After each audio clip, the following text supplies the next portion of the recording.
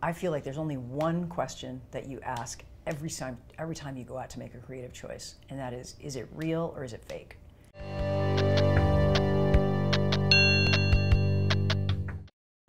I feel like what makes the heart of True Detective is like having this complex detective duo at the heart of it that we love. And yeah. I'm loving Evangeline and Liz. And I can imagine as scene partners spending all that time together on set. It's really important how you start responding to one another, what you elicit from one another. So I wanted to ask you what the other person did, those little things maybe unknowingly that helped each of you in your individual performances, what Jodie did to support you as partner, and what Kaylee did to get you going, Jodie. I would say just the collaborative, the spirit that you brought to the table, like from day one. It wasn't like I'm Jodie Foster, you're Kaylee Reis, and I'm doing this. It was kind of like you were so interested in my ideas, in my process, in my character, and it just made it more interesting because I was so interested in what she was going to bring to the table. But it was so natural and organic the way it happened. Yeah, I mean, it is Navarro's journey, and I kind of reverse engineered Danvers to make sure that I could support that journey, you know, and try to figure out how to help her tell her story because her voice is central in the show. And so that was fun. I got to listen to her mind and how her mind works, which is so different than mine, and that was so fun in rehearsals. I learned so much in rehearsals. But also it's just a funny thing with you, like when you're in a scene with Kaylee and she looks at you and she looks into your eyes, there's like no fear. She's just in there. She's just sucked onto your eyeballs. And sometimes with younger performers, I think that's hard for them because they get self-conscious. They're, you know, they have to relax in order to figure out how to not be self-conscious. But she's a fighter. She's a fighter. She's disciplined. She knows how to do that. I like that the character of Liz is always speaking about the right questions. Yes.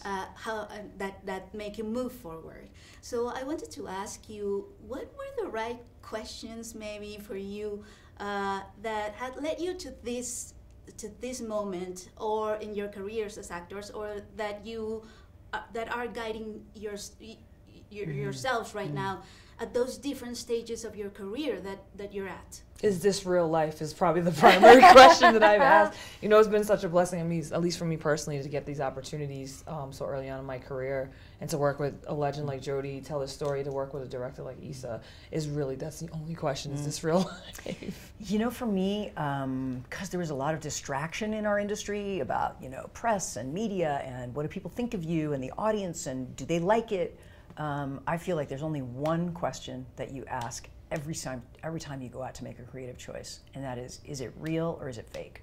And if it's real, you say yes, and if it's fake, you say no. And it's just as simple as that. So when you're making your decisions as an actor, those are and as a director too, those are the only two questions I ask. I mean, maybe it makes my movies just much more reality based and sort of grounded, but that's what I like doing as an actor. I'm not as interested in artifice. I'm just not interested in artifice. Yeah.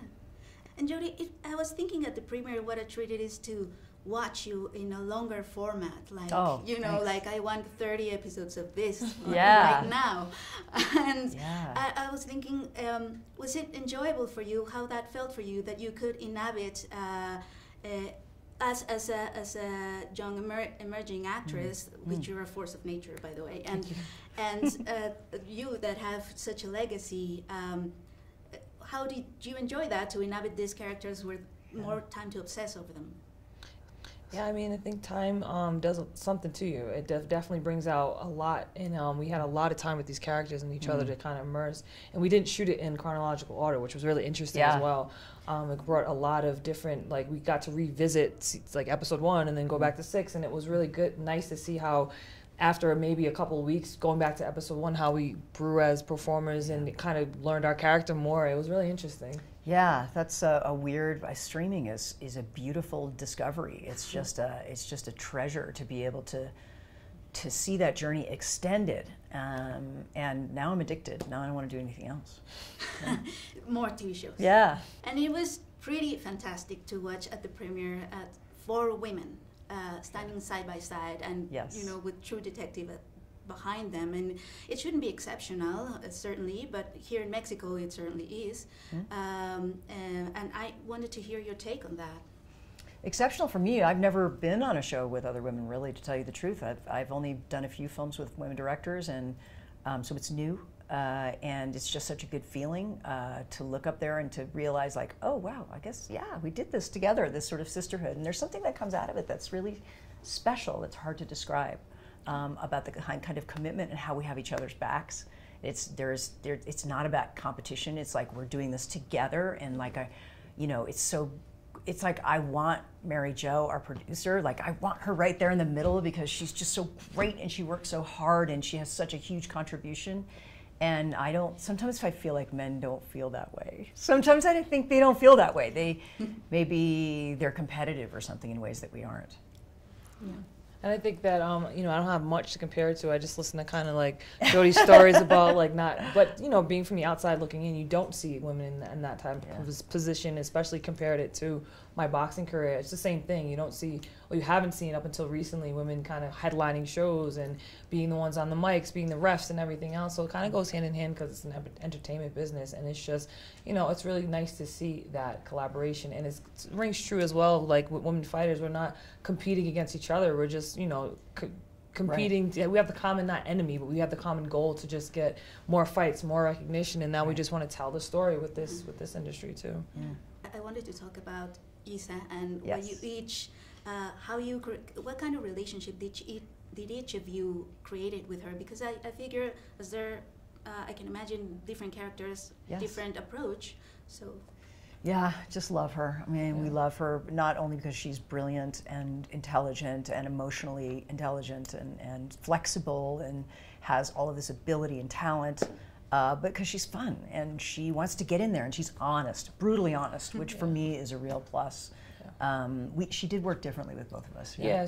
She's very direct, and I appreciate honesty and this brutal truth. And she just. It was something she trusts.